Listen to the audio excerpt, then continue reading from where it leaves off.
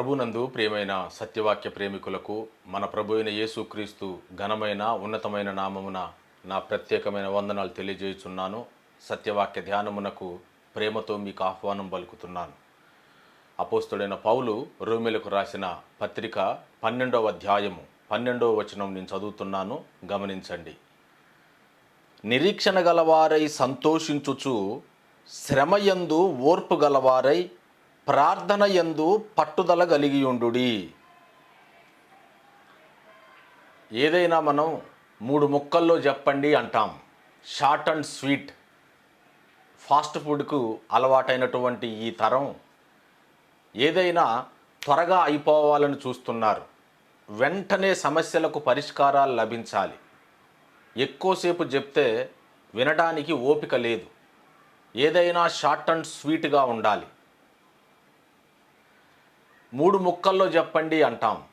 అది మనకు అలవాటు అయిపోయింది బాగా. ఎక్కువసేపు వాక్యం వినడం కూడా విశ్వాసికి కష్టతరం అయిపోతుంది. ఆనందించట్లేదు. వాక్యమునందు ఆనందం అనేది ఒక విశ్వాసికి అరుదైపోతుంది. అరుదైన ఆనందంలాగా ఉంది. వాక్యమునందు ఆనందించటం కూడా కష్టతరం అవుతుంది. 3 ముక్కల్లో చెప్పండి అంటారు. జనరల్గా పాయింటర్ అంటాం, పెయింటర్ అంటాం. పాయింటర్ అంటే డీటెయిల్డ్గా అన్నీ చూపెట్టకుండా డైరెక్ట్ పాయింట్కి వస్తాడంతే, పాయింట్ చెప్తాడు. పెయింటర్ అంటే చుట్టూ ఉన్నవన్నీ చూపెడతాడు, డీటెయిల్డ్గా చెప్తాడన్నమాట. ఈ కాలంలో మనకు పెయింట్ వేసినట్లుగా డీటెయిల్డ్గా ఏది వినాలని లేదు. పాయింట్కి వచ్చాయి అంటారు. ఏం చెప్పాలనుకుంటున్నావో స్ట్రైట్గా చెప్పు, ఒక్క ముక్కలో చెప్పు అంటారు. రామాయణం అంతా చెప్పు అని అంటే 3 ముక్కల్లో చెప్పేస్తాం. కట్టే, కొట్టే, తెచ్చే 3 ముక్కల్లో చెప్పేస్తాం. యేసు ప్రభు జీవితాన్ని కూడా ఇలాగూ చెప్పొచ్చు మనం. 3C అంటారు. 3C: cradle, cross, crown. ఊయల్లో ఊగాడు, సిలువనెక్కాడు. అదేవిధంగా మరణాన్ని జయించి తిరిగి లేచి కిరీటాన్ని ధరించాడు. Cradle, cross, crown. మానవ జీవితాన్ని 3 ముక్కల్లో చెప్పాలి అని అంటే ఒక మహానుభావుడు ఇలాగ చెప్పాడు: హరి, వరి, బరి. అన్నిటికీ మనం తొందరపడతాం, అన్నిటికీ మనం చింతిస్తాం. తత్ఫలితంగా త్వరగా పాతిపెట్టబడతాం. హరి, వరి, బరి. మరి క్రైస్తవ జీవితాన్ని 3 ముక్కల్లో చెప్పాలి అని అంటే ఎలా చెప్పొచ్చు? క్రైస్తవ జీవితంలో 3 గొప్ప సుగుణాలు ఉన్నాయి: విశ్వాసము, నిరీక్షణ, ప్రేమ. విశ్వాసము, నిరీక్షణ, ప్రేమ, ఇవి 3 కూడా క్రైస్తవ జీవితానికి గొప్ప సౌందర్యాన్ని ఇచ్చే ఆభరణాలు, అలంకారం. విశ్వాసము, నిరీక్షణ, ప్రేమ. ఈ 3 నిరీక్షణ అనేది కూడా ప్రాధాన్యమైనది, ప్రాముఖ్యతను సంతరించుకున్నది. ఎందుకు ఆ ఒక్క మాట చెప్తున్నాను అనంటే, మనం చదువుకున్న మూల వచనంలో ఇలాగు రాయబడింది: నిరీక్షణ గలవారై సంతోషించుచు, శ్రమయందు ఓర్పు గలవారై, ప్రార్థన యందు పట్టుదల కలిగియుండుడి అన్నాడు. క్రైస్తవ జీవితాన్ని 3 ముక్కల్లో చెప్పాలంటే ఇలాగు చెప్పొచ్చు: నిరీక్షణ గలవారమై సంతోషించాలి, శ్రమయందు ఓర్పు కలిగి ఉండాలి, మూడవది ప్రార్థన యందు పట్టుదల కలిగి ఉండాలి. ఈ 3 క్రైస్తవ జీవితాన్ని మనం ఇమర్చవచ్చు. ఈ 3 క్రిస్టియన్ లైఫ్ అనేది ఫిట్ అయిపోద్ది. నిరీక్షణ గలవారై సంతోషించండి అంటున్నాడు. పౌలు భక్తుడు రోమీయులకు రాస్తూ అంటాడు కదా, ఒక పేజీ తిప్పండి, 8వ అధ్యాయములో ఇలాగన్నాడు. 8వ అధ్యాయము 24వ వచనంలో ఇలాగన్నాడు: ఏలయనగా మనము నిరీక్షణ గలవారమై రక్షింపబడితిమి. నిరీక్షణ గలవారమై రక్షించబడితిమి. నిరీక్షింపబడునది కనబడునప్పుడు నిరీక్షణతో పని ఉండదు. తాను చూచుచున్న దాని కొరకు ఎవడు నిరీక్షించును? చూచుచున్న దాని కోసం నిరీక్షించం, మనం ఉండబోచున్న దాని కోసం నిరీక్షిస్తున్నాం. అక్కడ అన్నాడు 18వ వచనంలో, మన ఎడల ప్రత్యక్షము కాబోవు మహిమ ఎదుట ఇప్పటి కాలపు శ్రమలు ఎన్నదగినవి కావు. ప్రత్యక్షం కాబోవు మహిమ. మనస్సు కట్టుకొని నిబ్బరమైన బుద్ధి గలవారై ప్రభు అయిన యేసుక్రీస్తు ప్రత్యక్షమైనప్పుడు మీకు తేబడు కృప విషయమై సంపూర్ణ నిరీక్షణ కలిగి ఉండుడి అన్నాడు. యేసు ప్రభు వారు ప్రత్యక్షమైనప్పుడు ఆయన మనకు కొంత కృపను తీసుకొని వస్తున్నాడు. మీకు తేబడు కృప విషయమై, ఫ్యూచర్ గ్రేస్, ఆ విషయమై నిరీక్షణ కలిగి ఉండండి అంటున్నాడు. మనము ప్రత్యక్షం కాబోయే మహిమ కోసం ఎదురు చూస్తున్నటువంటి వారం. పేతురు భక్తుడు అంటాడు కదా, తన నిత్య మహిమకు మిమ్మల్ని పిలుచుచున్న సర్వకృపానిధియగు దేవుడు కొంతకాలం మీరు శ్రమపడిన మీదట ఆయనే మిమ్మును పూర్ణులుగా చేసి స్థిరపరచును అన్నాడు. మనము నిత్య మహిమకు పిలువబడ్డాం. మనము ప్రభువుతో కూడా ఉండుటకు పిలువబడ్డాం. నిరీక్షణ గలవారై సంతోషించుడి అంటున్నాడు. అన్యజనులకు విశ్వాసులకు తేడా ఏంటి అనంటే, అన్యజనులకు నిరీక్షణ అనేది ఉండదు. రేపు చనిపోతాం గనక తిందాము త్రాగుదాము అని ఈ లోకాన్ని వాళ్ళు ఎంజాయ్ చేస్తారు. కానీ మనం ఒక నిరీక్షణ గలవారమై రక్షించబడ్డాం. మన ఎడల ప్రత్యక్షం కాబోవు మహిమ ఉంది. ప్రభు అయిన యేసుక్రీస్తు ప్రత్యక్షమైనప్పుడు మనకు కృపను తీసుకొని వస్తున్నాడు. మనల్ని ఆయన తన నిత్య మహిమకు పిలిచాడు. మనం ఈ లోకం కొరకు రక్షించబడలేదు. పౌలు భక్తుడు 1 కొరింథీ 15వ అధ్యాయం ఇలాగంటాడు కదా, ఈ జీవిత కాలం మట్టుకే మనము క్రీస్తునందు నిరీక్షించు వారమైన ఎడల మనుషులందరికంటే దౌర్భాగ్యులమయ్యుందుము అన్నాడు. మనము నిరీక్షణ గలవారమై రక్షించబడ్డాం. ఈ జీవిత కాలం మట్టుకే క్రీస్తునందు నిరీక్షించాలి అని అనుకుంటే మనుషులందరికంటే దౌర్భాగ్యులమై ఉంటాం. అన్యజనునికి క్రైస్తవునికి ఉన్న తేడా ఏంటంటే, క్రైస్తవునికి నిరీక్షణ ఉంది. తెస్సలోనికలకు రాస్తూ 1 తెస్స 4వ అధ్యాయంలో పౌలు భక్తుడు ఇలాగ అంటాడు, నిరీక్షణ లేని అన్యజనుల వలె దుఃఖపడకుండు నిమిత్తము నిద్రించుచున్న వారిని గూర్చి మీకు తెలియకుండుట నాకిష్టము లేదు అన్నాడు. నిరీక్షణ లేని అన్యజనుల వలె దుఃఖపడకుండునట్లు నిద్రించుచున్న వారిని గూర్చి మీకు తెలియకుండుట నాకు ఇష్టము లేదు అన్నాడు. నిద్రించుచున్న వారిని గురించి మనకు తెలిస్తే మనలో ఏమి నిరీక్షణ కలుగుతుంది? ఇదిగో ఆయన ప్రధాన దూత శబ్దముతో ఆర్భాటముతో మేఘముల మీద వస్తాడు. సజీవులమై నిలిచియుండు మనము ఆయనతో కూడా మేఘముల మీద కొనిపోబడతాము. సదాకాలము మనం ఆయనతో కూడా ఉందుము అన్నాడు. రేపు ఆయన మన కొరకు వస్తాడు అనే ఆ ఆలోచన మనకెంతో సంతోషాన్ని కలగజేస్తుంది. ప్రభువునందు ఆనందించుడి, మరలా చెప్పుదును ప్రభువునందు ఆనందించుడి అన్నాడు పౌలు భక్తుడు. మనం ఆనందించటానికి ఉన్న హేతు ఏంటి అనంటే, ఎందుకు ఎలాంటి పరిస్థితులలోనైనా క్రైస్తవుడు ఆనందిస్తూ ఉండాలి అనంటే 2 కారణాలు. ఈ భూమి మీద ఉన్నంత కాలం ప్రభు అయిన యేసుక్రీస్తు మనతో ఉంటాడు. ఇదిగో యుగ సమాప్తి వరకు నేను మీతో కూడా ఉందును అన్నాడు. మనం చనిపోయేంత వరకు ఆయన మనతో ఉంటాడు, నెంబర్ 1. నెంబర్ 2, మనం చనిపోతే మనం వెళ్ళి ఆయనతో కూడా ఉంటాం. ఇంతకంటే ఏం కావాలి? ఈ నిరీక్షణ లేని అన్యజనులు దుఃఖపడుతూ ఉంటారు. దేవుణ్ణి మనం నమ్ముకున్నాము అనంటే మనం ఒక నిరీక్షణ కలిగి జీవించాలి. అన్యజనుడికి ఆ నిరీక్షణ ఏమాత్రం ఉండదు. నిరీక్షణ కలిగిన వాడు దేవుణ్ణి కలిగి ఉన్నవాడు అని అర్థం. దేవుణ్ణి కలిగి లేనివాడు ఏమాత్రం నిరీక్షణ కలిగి ఉండడు. ఎల్లప్పుడూ నిరుత్సాహానికి లోనవుతూ ఉంటాడు.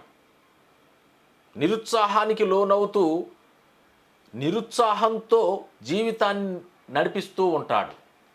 తమ గతిని గూర్చి నిందించుకుంటూ, పరిస్థితులను బట్టి ఆందోళన చెందుతూ, నిరంతరం ఏదో ఒక దుఃఖాన్ని మోసుకుంటూ, భారాన్ని మోసుకుంటూ జీవిస్తూ ఉంటారు.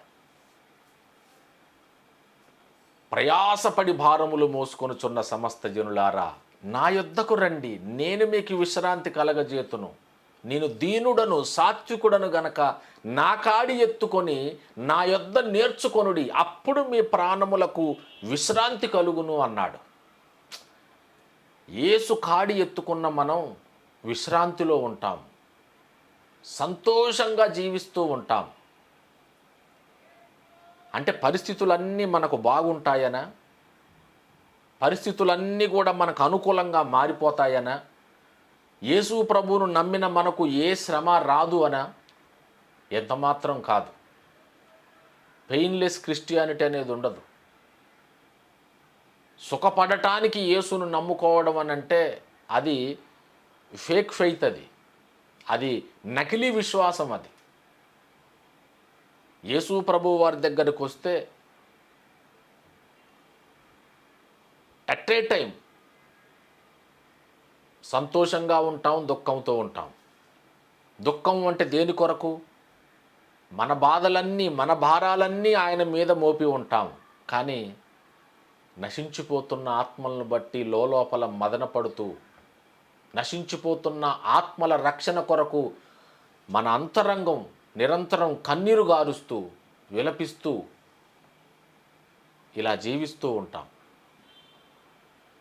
సంతోషం, ఆనందం రెండు అట్ ఏ టైం ఉంటాయి క్రైస్తవుల్లో. మన పేర్లు పరలోకమందు రాయబడి ఉన్నాయి. అంతకంటే సంతోషించదగిన విషయం ఏదీ లేదు. దెయ్యములు మీకు లోబడుచున్నవని కాదు, మీ పేరులు పరలోకమందు రాయబడి ఉన్నవని సంతోషించుడి అన్నాడు యేసు ప్రభువు వారి శిష్యులతో. బ్రతికున్నంత వరకు మనం నిరీక్షణ కలిగి జీవిస్తూ ఉంటాం. నిరీక్షణ లేనివాడు నిర్దేవుడు. అదే మాట అన్నాడు.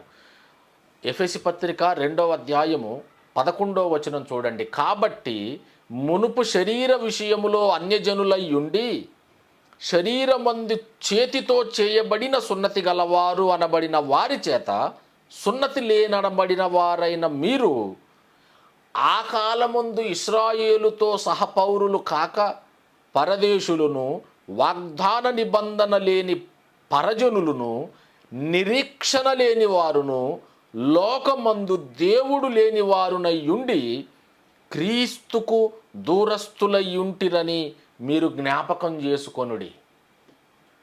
మనం ఇశ్రాయేలు వారితో సహపౌరులం కాము. మనము పరజనులమై ఉన్నాము. మనము దేవుడు లేని వారమై ఉన్నాము. వాగ్దాన నిబంధనలు లేని జనాంగంగా ఉన్నాము. ఒకప్పుడు ప్రజయై ఉండక ఇప్పుడు దేవుని ప్రజయైతిరి. ఒకప్పుడు కనికరింపబడక ఇప్పుడు కనికరింపబడితిరి అన్నాడు పేతురు భక్తుడు తన పత్రిక రాస్తూ. చీకటిలో నుండి ఆశ్చర్యమైన తన వెలుగులోనికి పిలిచిన వాని గుణాతిశయములను ప్రచురము చేయు నిమిత్తము మీరు ఏర్పరచబడిన వంశము, రాజులైన యాజక సమూహము, దేవుని సొత్తైన ప్రజలు, పరిశుద్ధ జనమును, దేవుని సొత్తైన ప్రజలునై ఉన్నారు అన్నాడు. మనం ఆనందంగా ఉంటాం. పరిస్థితులు బాగుంటాయని కాదు సుమా. పరిస్థితులన్నీ కూడా ప్రభువు ఆధీనంలో ఉంటాయి అని మనం హృదయపూర్వకంగా విశ్వసించేవారం గనక ఆయన మరణాన్ని జయించి తిరిగి లేచి వెళ్ళిపోతూ అన్నాడు, పరలోకమునందును భూమి మీదను నాకు సర్వాధికారం ఇవ్వబడి ఉన్నది. పరలోకమునందును భూమి మీదను సర్వాధికారం కలిగి ఉన్నవాడు మన ప్రభు. అన్ని జనులకు ఈ నిరీక్షణ ఉండదు. వారు పరిస్థితులను బట్టి కృంగిపోతూ ఉంటారు. సమస్తము ప్రభు యొక్క స్వాధీనంలో ఉంది, మన స్వాధీనంలో లేదు. మన స్వాధీనంలో ఏదీ లేదు. మనం ఆయన జనాంగం, మనం ఆయన సొత్తైన ప్రజలం. ఆయన మనల్ని విలువబెట్టి కొనుక్కున్నాడు. మనల్ని గూర్చి శ్రద్ధ తీసుకునేవాడు ప్రభువు. మనం ఏమాత్రం నిరుత్సాహానికి లోను కావలసిన అవసరత లేదు. చాలామందికి నిరీక్షణ ఉంటుంది, గుడ్డిగా నమ్ముతారు. గుడ్డి విశ్వాసం అంటారు కదా. లోకస్తులు కూడా ధైర్యం చెప్తూ ఇలాగంటారు, అంతా మంచి జరుగుద్దిలే, నువ్వేం టెన్షన్ పడకు, అంతా మంచి జరుగుద్ది అని చెప్తారు. కానీ వాళ్ళ నిరీక్షణకు ఆధారం లేదు. ఒక నాస్తికుడు కూడా ముందుందులే మనకు మంచి కాలం అని నమ్ముతాడు. కానీ ఆ నాస్తికునికి ఉన్న ఆధారం ఏంటి? ముందు మంచే జరుగుద్ది అని తనకున్న ఆశకు ఆధారం ఏంటి? ఏమీ లేదు. అలా అనుకుంటాడు, ముందుందులే మంచి కాలం, మనకంతా మంచే జరుగుద్ది అని ఒక నిరీక్షణ కలిగి ఉంటారు. కానీ క్రీస్తునందున్న విశ్వాసి యొక్క నిరీక్షణకు ఆధారం ఏంటి తెలుసా? ఆధారం ఏంటి అని అంటే 1 పేతురు 1:3 చెప్తాడు, మన ప్రభువైన యేసు క్రీస్తు యొక్క తండ్రి అయిన దేవుడు స్తుతింపబడును గాక. యేసుక్రీస్తు మృతులలో నుండి తిరిగి లేచుట వలన జీవము గల నిరీక్షణ మనకు కలుగునట్లు అక్షయమైనదియు వాడబారనిదియు నిర్మలమైనదియు వాడబారనిది అయిన స్వాస్థ్యం మన కలుగునట్లు తన విశేష కనికరం చొప్పున మనల్ని మరలా జన్మింపజేసి ఆ స్వాస్థ్యమును పరలోకమందు భద్రపరిచెను అన్నాడు పేతురు. జీవము గల నిరీక్షణ మనకు కలగటానికి ఆధారం ఏంటి?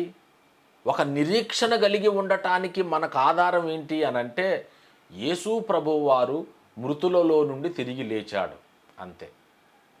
మన విశ్వాసం అది, మనకున్న ఆధారం అది. యేసుక్రీస్తు మృతులలో నుండి తిరిగి లేచుట వలన జీవము గల నిరీక్షణ మనకు కలిగింది. ఆయన మృతుడు కాదు. ఇదిగో నేను మృతుడనైతిని గాని యుగయుగములు సజీవుడను అన్నాడు. సజీవుడను. ఆయన మరణాన్ని జయించి తిరిగి లేచినవాడు ఆయన. ఆయన శరీరం సమాధిలో లేదు. 3వ దినమున ఆయన పునరుద్ధానం చెందాడు. ఆ బలాన్ని కూడా మనం గ్రహించాలి అన్నాడు. యేసు ప్రభువారు మృతులలో నుంచి తిరిగి లేచాడు, తండ్రి లేపాడు. ఆ బలాతిశయం ఎట్టిదో కూడా మీరు కనుక్కోవాలి, మీరు ఎరగాలి అన్నాడు. మీరు చూడండి, ఎఫెసీ పత్రిక 1వ అధ్యాయము, ఇదంతా కూడా మన నిరీక్షణకు ఆధారం. దేవుని యొక్క బలాతిశయమును బట్టి ప్రభువైన యేసుక్రీస్తు మృతుల్లోంచి తిరిగి లేచాడు. దేవుడు మన పక్షం, దేవుడు మన పక్షం. దేవుడు మన పక్షమున ఉండగా మనకు విరోధి ఎవడు? తన సొంత కుమారుణ్ణి మనందరి కొరకు అప్పగించినవాడు ఆయనతో పాటు సమస్తమును మనకెందుకు అనుగ్రహింపడు? ఎందుకు అనుగ్రహింపడు? ఆయన కుమారులం మనం. మరలా భయపడుటకు మనం దాస్యపాత్మను పొందలేదు, దత్తపుత్రాత్మను పొందాం మనం. మన పిలుపు విషయమైన నిరీక్షణ ఏంటో మనం ఎరిగి ఉండాలి. క్రీస్తును మృతులలో నుంచి లేపుటలో తండ్రి వినియోగపరిచినట్టే బలాతిశయం ఎట్టుదో మనం కనుక్కోవాలి. అప్పుడు మనం అంతకంతకు నిరీక్షణతో నింపబడతాం.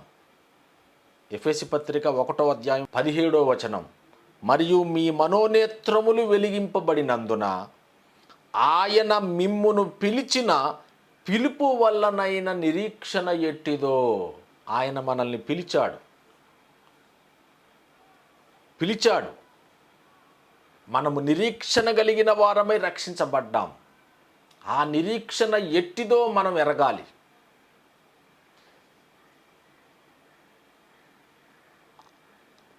ఆయన క్రీస్తునందు వినియోగపరచిన బలాతిశయమును బట్టి విశ్వసించు మన యందు ఆయన చూపుచున్న తన శక్తి యొక్క అపరిమితమైన మహత్యం ఎట్టిదో మీరు తెలుసుకొనవలెనని క్రీస్తునందు వినియోగపరచిన ఆ బలాతిశయము, ఆ శక్తి యొక్క అపరిమితమైన మహత్యం ఎట్టిదో మనం ఎరగాలి. ఆయన మనల్ని పిలిచాడండి. ఇప్పుడు మనం ఒక శుభప్రదమైన నిరీక్షణతో నింపబడ్డాం. మన కొరకు ప్రభువు రాబోతున్నాడు. ఆయన మన కొరకు కృపను తేబోతున్నాడు. నిత్య మహిమలో ఆయనతో కూడా మనం ఉండబోతున్నాం. ఇదిగో సదాకాలము మనం ప్రభువుతో కూడా ఉండబోతున్నాం. ఇదంత గొప్ప ధన్యత. నిరీక్షణ ఒక్కటే, అనేకం లేవు. ఎఫెసీ పత్రిక 4వ అధ్యాయంలో పౌలు భక్తుడు ఇలాగ అంటాడు, 4వ వచనం, శరీరం ఒక్కటే,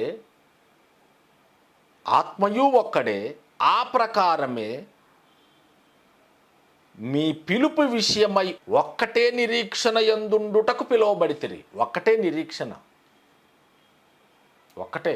రేపు మనం ఆయనతో కూడా ఉంటాం. సదాకాలం మనం ప్రభువుతో కూడా ఉంటాం. నిరీక్షణ లేనివారు అన్యజనులు, నిరీక్షణ లేనివారు చింతిస్తారు. ఏమి తిందుమో, ఏమి త్రాగుదుమో, ఏమి ధరించుకొందుమో అని చింతించకుడి. వీటన్నిటి విషయమై అన్యజనులు విచారింతురు. ఇవన్నీ కావాలని మీ పరలోకపు తండ్రికి తెలియను అన్నాడు. యేసు ప్రభు వారే చెప్పారు కదా ఆ మాట. వీటన్నిటి విషయమై అన్యజనులు విచారింతురు, వాళ్ళు చింతిస్తారు. మనం ఒక నిరీక్షణ కలిగిన వారం. మనము వాగ్దాన నిబంధనలు కలిగినటువంటి జనాంగం. మనము నిరీక్షణ ధనులం. నిరీక్షణ అనే ధనం మనం కలిగి ఉన్నాం. జీవంగల నిరీక్షణ కలిగి ఉన్న మన కొరకు ఆయన పరలోకమందు స్వాస్థ్యాన్ని భద్రపరిచారు. మన పిలుపు విషయమైన నిరీక్షణ ఒక్కటే. అక్కడ జీవిస్తాం. మనం ప్రభువుతో సదాకాలం ఉంటాం. ఈ భూమి మీద మనం జీవించినంత కాలం ఇమ్మానుయేలు దేవుడు మనకు తోడై ఉంటాడు. ఆయన పరభూలోకములలో సర్వాధికారం కలిగి ఉన్నవాడు.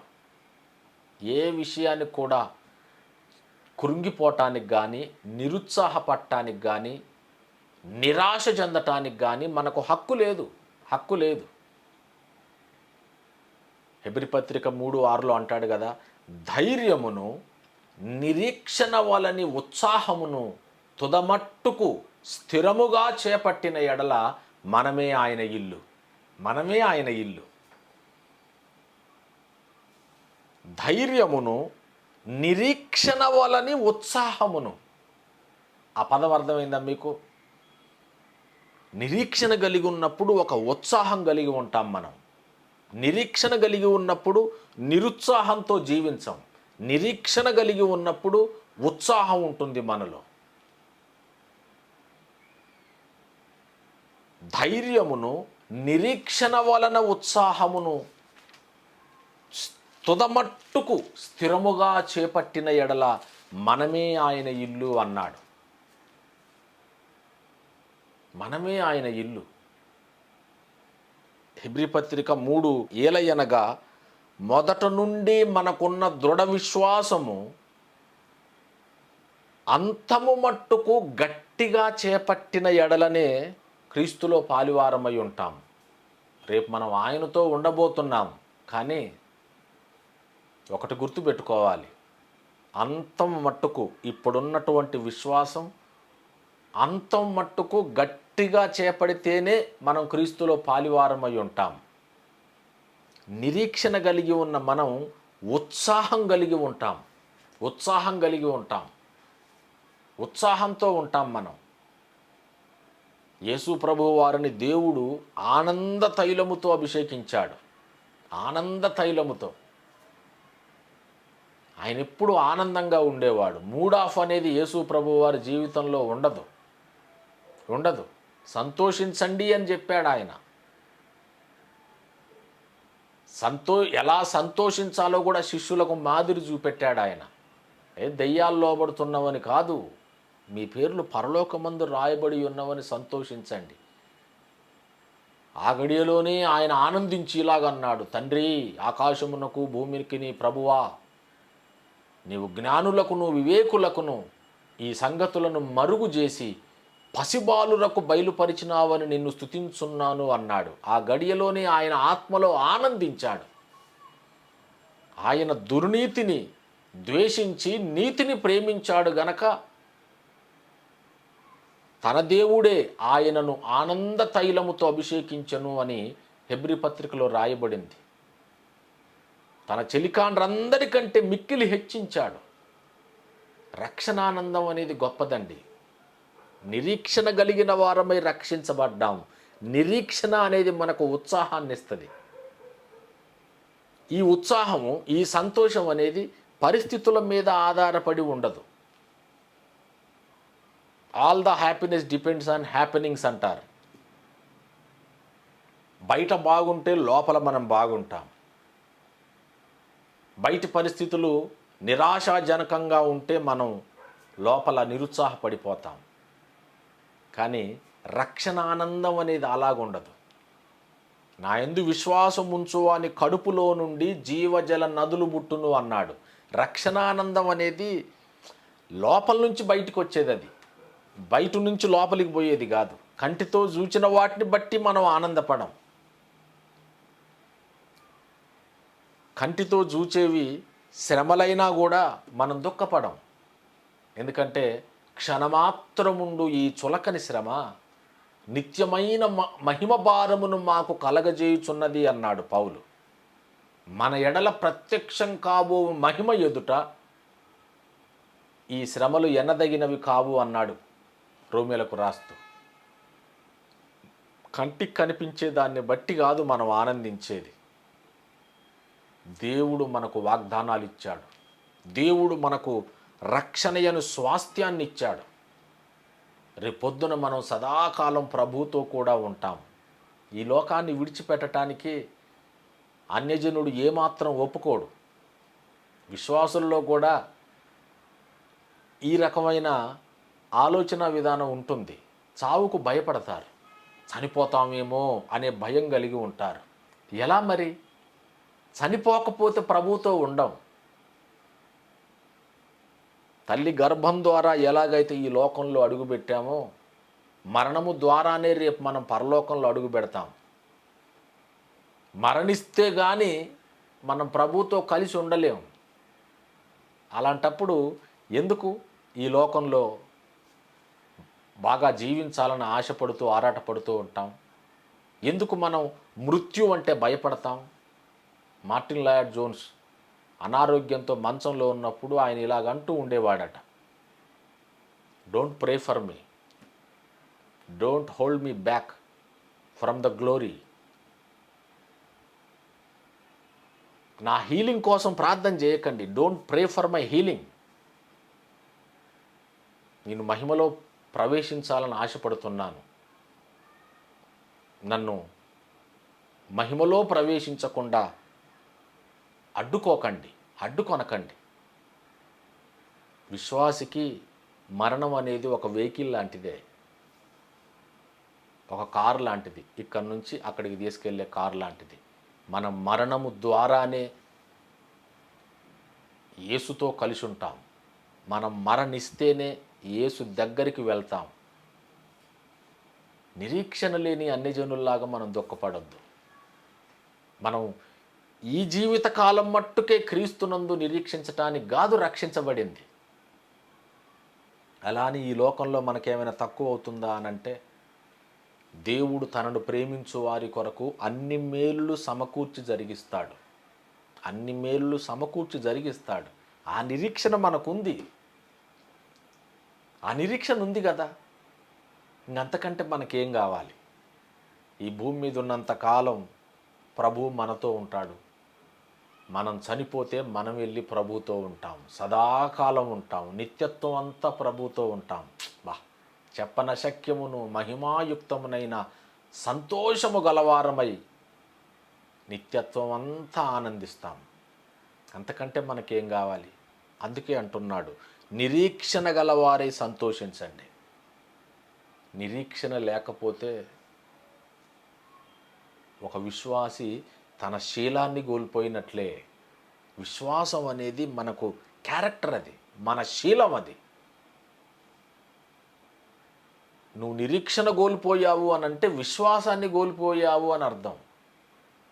నిరీక్షణ లేకుండా జీవిస్తున్నావు అని అంటే దేవుడు లేకుండా జీవిస్తున్నావు అని అర్థం. నిరీక్షణ అనేది మనకు క్యారెక్టర్. రోమపత్రిక 5వ అధ్యాయంలో పౌలు భక్తుడు ఇలాగన్నాడు. రోమపత్రిక 5వ అధ్యాయం 3వ వచనం, అంతేకాదు శ్రమ ఓర్పును, ఓర్పు పరీక్షను, పరీక్ష నిరీక్షణను కలగజేయునని ఎరిగి శ్రమల యందును అతిశయపడుదము. అక్కడ నిరీక్షణ అనే దగ్గర ఫుట్ నోట్లో ఉంది, శీలము అని ఉంది. శ్రమ ఓర్పును కలగజేస్తుంది, ఓర్పు పరీక్షను, పరీక్ష నిరీక్షణను కలగజేస్తుంది. అంటే శీలాన్ని ఇస్తుంది, మనకు మన క్యారెక్టర్ని బిల్డ్ చేస్తుంది శ్రమ. మీకు అర్థమవుతుందా? నిరీక్షణ గలవారమై రక్షించబడ్డాం.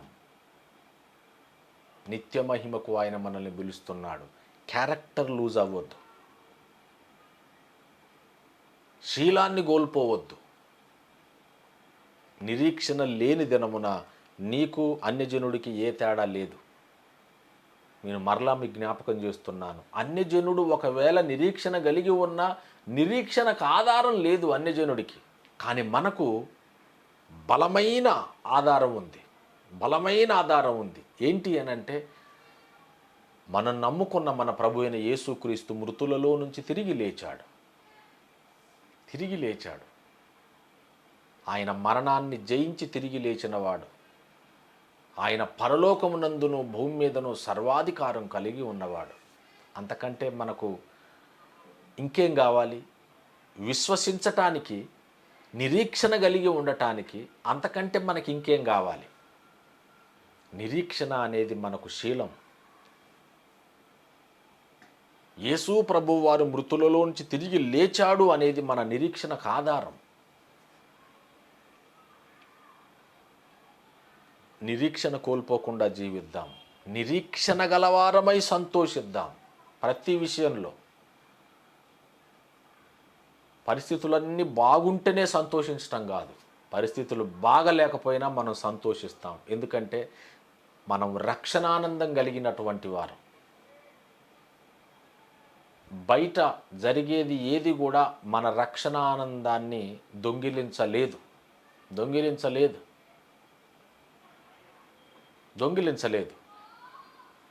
మనం ఎల్లప్పుడూ సంతోషంగా ఉండాలి. అంటే దాని అర్థం మనకంతా మంచి జరుగుతుందని కాదు. మనకు కూడా శ్రమలు ఉంటాయి, మనం కూడా వివిధ శోధనల గుండా వెళ్ళాలి. మనం కూడా మనుషులమే గనక మనుషులకు గలుగు శోధనలన్నీ మనకు కలుగుతాయి. కానీ వారు అన్ని జనులు, వారు వాగ్దాన నిబంధనలు కలిగిన జనులు కాదు, వారు నిరీక్షణ లేని అన్ని జనులు. ఇదిగో మనం వాగ్దాన నిబంధనలు కలిగిన జనాంగం, మనము నిరీక్షణ కలిగి ఉన్నటువంటి వారం, మనము నిరీక్షణ కలిగిన వారమే రక్షించబడ్డాం. రేపు నిత్య మహిమలో ప్రభువుతో కూడా ఉంటాం. నిరీక్షణను గూర్చి మరింత ధ్యానం చేయండి, మీ హృదయాలను బలపరుచుకొనండి. ఏ విషయమునందు కూడా నిరాశ చెందొద్దు. నిరీక్షణ కలిగిన వారై సంతోషిస్తూ ఉండండి. మనకు ప్రభువు ఉన్నాడు, ఆయన స్వాధీనంలోనే సమస్తము నడుస్తుంది. తన మహత్తు గల మాట చేత సమస్తము నిర్వహిస్తున్నవాడు ఆయన. మీ హృదయమును కలవరపడనీయకుడి. దేవుని యందు విశ్వాసం ఉంచుతున్నారు, నా యందును విశ్వాసం ఉంచుడి అన్నాడు యేసు ప్రభువు వారు. తన నిత్య మహిమకు మిమ్మల్ని పిలుచుచున్న సర్వకృపానిధియగు దేవుడు కొంతకాలము మీరు శ్రమపడిన మీదట ఆయనే పూనులుగా చేసి మిమ్మల్ని స్థిరపరచును. యుగ యుగముల వరకు ఆయనకు మహిమ కలుగును గాక. Amen, amen.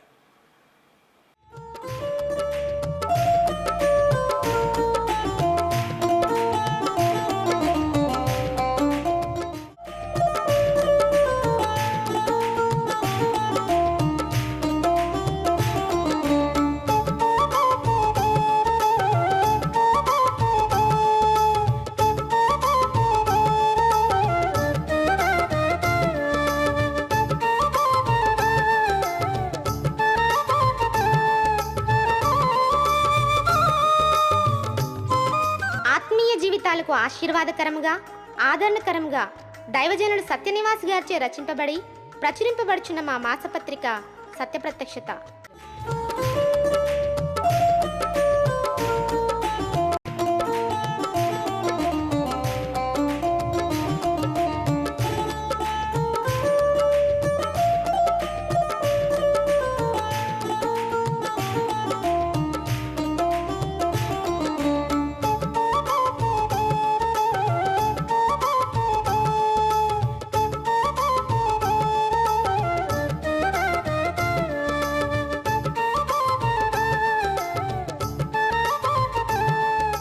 May God bless you.